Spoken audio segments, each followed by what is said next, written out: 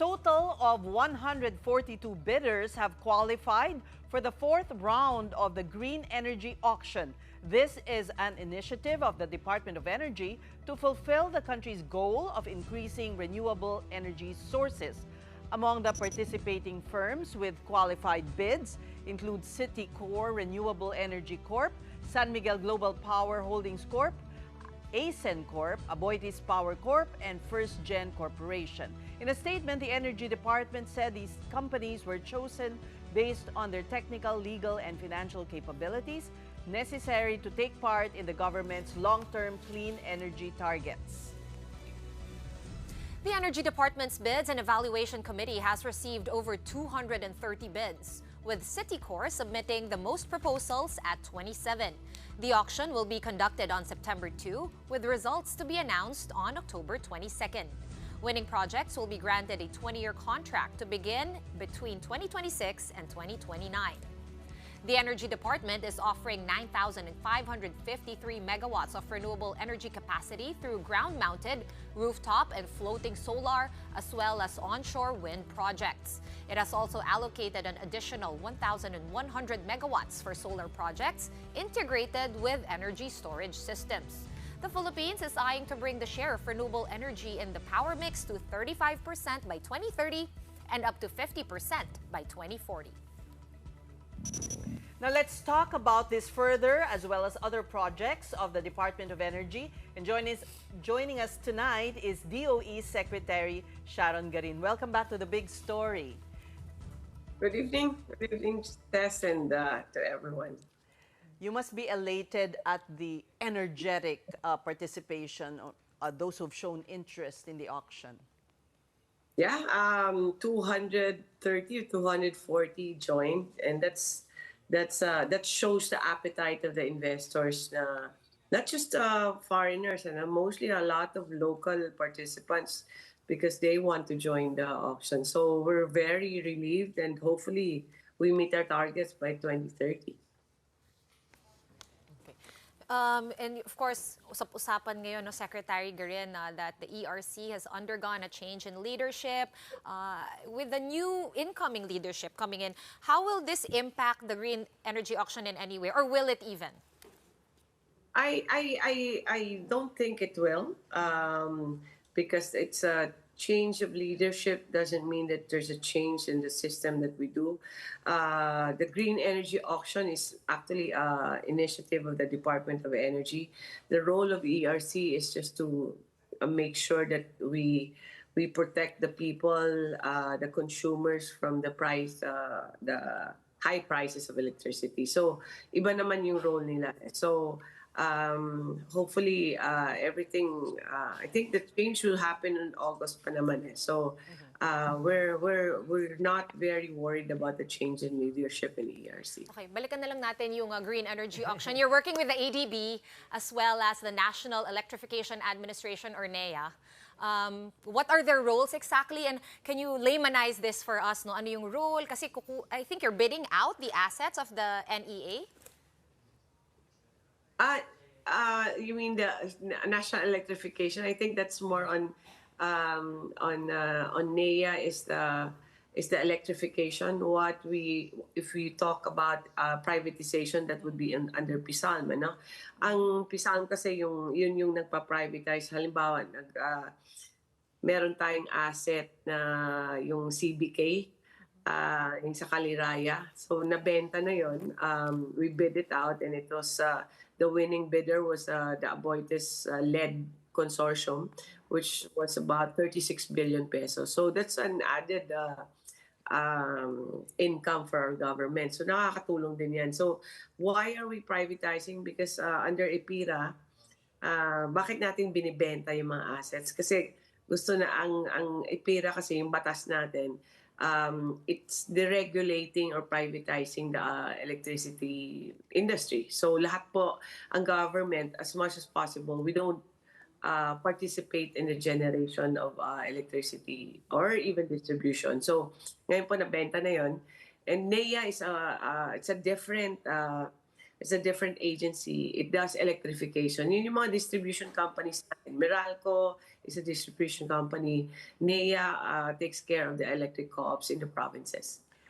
This shift to renewable or increase in renewable projects, renewable energy projects, will it bring down, will people feel the effects of the lower cost of electricity soon? Says it's it's a matter of supply and demand, no. Parang ano lang yan, pag sobrang dami yung supply mo, sobrang daming do supply mo, so bababa yung pressure dyan is magko-compete yung mga nagpo-produce ng electricity like any other product, no. So pag dumami yung renewables, and not just renewables, other non-renewables na electricity, then it will there's a downward pressure in economics, no, na bababa yung presyo kasi dumadami na yung nagbebenta, so nagko-compete sila. If you ask me, you were asking if it's immediate, technically no, kasi ano pa naman yan, matagal pa yung gestation period.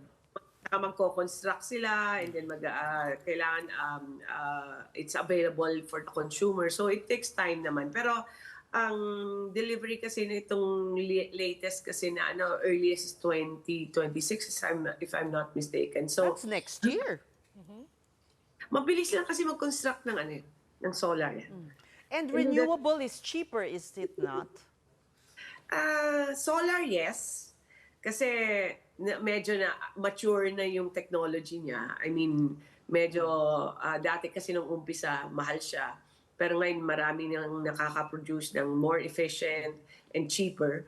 Actually, China is one of the best products kasi mas mura at mas efficient siya. But there's also other renewables like wind. Wind is still more expensive. So, but I do believe that in time naman, technology will improve and more efficient na siya. So bababa rin siya eventually. But the cheapest right now is solar. Well, Secretary, back in 2022, the government revived its interest in nuclear energy. And I wanted to ask about your roadmap because the government has set a target of at least 1,200 megawatts of nuclear power by 2032. Where are we in terms of that, Secretary? We're progressing very well, lalo na kakapasa lang ng batas ng Kongreso. And kailangan yan kasi kailangan medyo, why do we need a law for nuclear? Kailangan siya safe, secure, with safeguards siya. Kasi we don't want to build just because nagmamadali tayo. We need to make sure that it's safe kasi there's many fear naman about nuclear power plants. So we want to make sure that it's safely done, safely constructed, regulated, lahat na parts niyan dapat connected in connection sa grid and everything else. It has to be safe. Even internationally, we have to follow that. So meron tayong batas.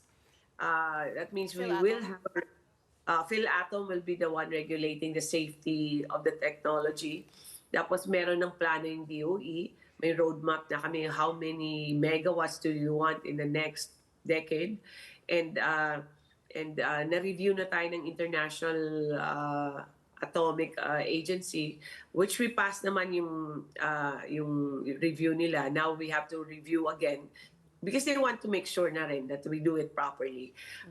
It's also guidance for us. No? So medyo maganda yung progress ng nuclear, and hopefully by next year we'll be ready to receive applications for licenses already to build a nuclear power plant. So ang target niyan is by umpisa tayo sa 1,200, double siya by another 4 years, then another 2,400, and then 4,800. That's the target, and our target is very ambitious, pero why not, no? Kamusta yung opposition, Sec? Kasi, I mean, may mga tao talagang allergic when they hear the word nuclear. Have you kind of assuaged their fears or their misgivings? Nuclear is one of the safest, actually. Just that there has been, actually, compared mo naman of the hundreds of nuclear power plants around the world, there's been 2 accidents, no? There's been two accidents, ang Fukushima at yung Chernobyl. But the rest, very safe yung record nila eh. There's been more accidents in coal and other technologies, pero ito lang kasi nuclear is there has been a lot of Depends on the location, if I may interrupt, Secretary. Depends on the location of the plant. Yes, ma'am. Yes, ma'am. That's correct. So ginagawa namin, we have had a survey already on nuclear acceptance level, sa Philippines. It's very high. We've done 2 times already the survey. Mga 70% naman ang acceptance rate niya. But of course, once you see it in your neighborhood, then that's a different thing na. But, True. So you won't tell us yet where you're surveying? no, it's a national survey. So now once we have to identify the sites na, and the proponents will tell us, oh, we want to build in this province, and then there we have to make sure that the acceptance rates is proper. Now, so hindi naman yan pipilitin. No, hindi naman pipilitin kasi they have to live with it. There might be other areas also that are more receptive to nuclear. Pero that's the role of the industry and DOE to have people learn more about nuclear. It's their decision. Kaya kailangan we tell them what is risky and what is not risky.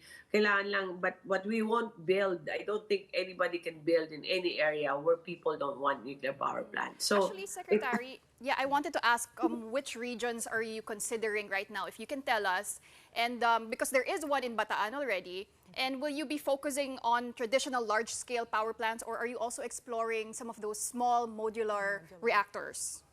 we have done few site evaluations already. We have very good scientists in the Philippines from PhilBox, DOST. Marami sila yan. Magagaling yung mga scientists natin. So we've done that. They've gone to the areas already. One site, I don't want to mention all the sites kasi it might worry some people. Kasi these are tests of, we're practicing our expertise on how to evaluate sites. For example, one test that we have done, of course, Bataan, we've already done it. Pero for example, isa is Masbate was one of the areas that we did the test if it's suitable. And it's one of the places also that there are areas in Masbate, for example, that can pass, that where you can be allowed to construct a nuclear power plant. Pero we can always do the test, but it has, once they apply, they have to go through the whole motion of the PhilAtom licensing. Kaya marami pa yung stages na kailangan gawin para just to make sure it's safe. So, but yes, Philippines, there's so many volcanoes in the Philippines, but I think Japan has even it more, worse pa nga yung geography na yun. But they do have safe nuclear power. So we do have it. I'd like to move to energy security now that you have the mandate, Secretary. What is your plan in terms of improving energy security in the country? There's many ways to have energy security. I think more for me is the energy sovereignty, where we are not subject to what happens in the Middle East or in Europe, or kasi pag, like what happened when there's a chaos in some other parts, then the diesel goes up, the price goes up, and we're dependent on them. So, ang sovereignty, energy sovereignty for me is like we have to get our own resources. So we have to have more gas in We the depend on Philippines. over 50% still from foreign sources. Even more, says, no? Kasi our coal is imported from Indonesia, for example. So, and coal, I think about 90% or even more of the coal that we use is imported. So, luckily, wala namang trouble sa Indonesia, pero it doesn't give us the security that we need. So, the more we have coal, but not that much. We have gas, but it's not explored. We have renewable, but we have to build more of the renewable power plant. So those are things that will give us security. It will take time lang. But I think we have to do that. And luckily, the president recognizes that we do have to explore more. So that's why, for example, he visited Malampaya to see how is it going yung new wells nila. So I think it's in line with the kung ano yung gusto ng presidente. And we need to secure the future of the Philippines, not just for until 2028, but way beyond that also. What's your target in terms of bringing down the foreign needs of the country? It will take time. Kasi, dahil halimbawa, coal, no? Gusto mo, you transition to cleaner, no? You either go to renewable or gas. But gas power plants take time to build, like 3-5 years. Renewable energy, we can only push so much. Merong investors tayo, but like, you have solar power plants that is only good enough for the day. At night, they also need power. So it will take time. We have to get have them aligned with our targets. So we need to have more power plants, and that will take time talaga. Hindi yan immediate. Probably not soon enough for everyone. Secretary Garin, I was wondering, no, if we take a broad look at our needs, at our supply needs, how many megawatts are we lacking really? And what is your target to hit that X number of megawatts? Para lang at least meron tayong short-term parang security? Hindi naman tayo kulang eh. Hindi naman tayo kulang, but Eksakto lang. Eksakto lang. Minsan sakto. Pero minsan, di ba, pag masira yung isa, then we might have a red alert or something like that. And every part of the Philippines is a different problem. Eh? Like Visayas is different from Luzon, and Mindanao is different from the rest. So we need it takes time really to make changes. Yun yung mahirap sa energy kasi we don't have control over our industry kasi it's private driven. So lucky enough with the naumpisa ni Secretary Popo Lotilla, the policies are in place and the market is responding. More renewables are coming in. So parang naman, the pace is good. It's just that we cannot force it right away kasi it's not, you can't construct a nuclear power plant in It's capital intensive as well. Labor intensive. or even drilling wells for gas or oil. It takes about 10 years to have that developed. So, pero we have to start. Kaya mga dating mga administration, probably it's because it's so long term na we didn't have any drills for last few years. Ngayon lang tayo nagkabago with Malampaya under the current administration. But lucky enough, the president sees that. It's legacy work. Probably he won't get the credit for most of the things that he's doing now. Pero maybe our children will benefit from it. Speaking of Malampaya, Secretary, like where is it at? Because working in news, you always say, di ba, 2024, baka maubos na siya, ganyan, we have more to tap. So, where is Malampaya's reserves really at the moment, as far as you know? I think it will run out by 2027 to 2030, somewhere there, no? Kasi hindi mo naman talaga ma-measure exactly. So that's it. That's not far. That's about 2-3 years from now. So, but Malampaya, it was extended during this administration, and when they were extended, they were told kailangan mag-drill kayo ng mga bago, nag-drill ng bago. So now they're drilling now. They're drilling, and they're also another company is building a facility for imported LNG, right?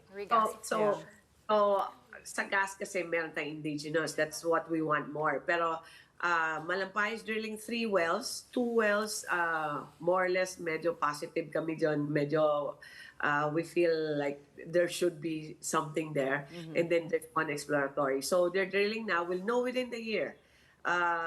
Before November, siguro we'll know. And then once they find it, they have to lay down the pipes and everything else. So 2026 probably will have more electricity from Malampaya. So that should cover yung pag-deplete ng Malampaya right now, yung original. Now, if we don't have enough gas, And there's more power plants now that will be built because we're hoping there will be more built on gas kasi cleaner siya than coal. If there's not enough, we have two which are also built during this administration, dalawang regasification facilities. What does that mean? When you import kasi hindi mo na-import yung gas mismo in gas form. So, liquefy siya. That's what I call liquefied natural gas. No? So, pag liquid ang pagdating niya dito, so, kailangan mo i-gas siya. That's what we call regasification facility. We have two now. And so, that means that in case we don't have enough, then we can import. And they are already importing kasi not enough naman talaga. Yeah. So, Yun lang imported. Yeah, we're secure in that sense, actually. Yeah. Ang problem lang kasi, if it's imported, it's like diesel or oil, no? When there's something happening in the other side of the world, it goes up and down also. Volatile din yung presyo. But in a way, energy security is Yes. the primordial reason. Well, we thank you. Yeah. Sige po, last words from you, Secretary, dahil nakukulangan na tayo ng oras. Yes, ma'am. I hope I'm so honored to be in this position, and this is like my first interview as a new Secretary of Department of Energy, and I hope I'll be deserving of the position that I've been given, and I thank the President for that. And hopefully, every time we give you good news and for a better, more secure and energy-wise in the Philippines. So, salamat po. Thank you very much, and good evening for everyone. We thank you for napili nyo kami na mauna. Dahil makulit kami sa inyo. I know. Medyo na. Tiyak pikilan. That was Department of Energy Secretary Sharon Garin.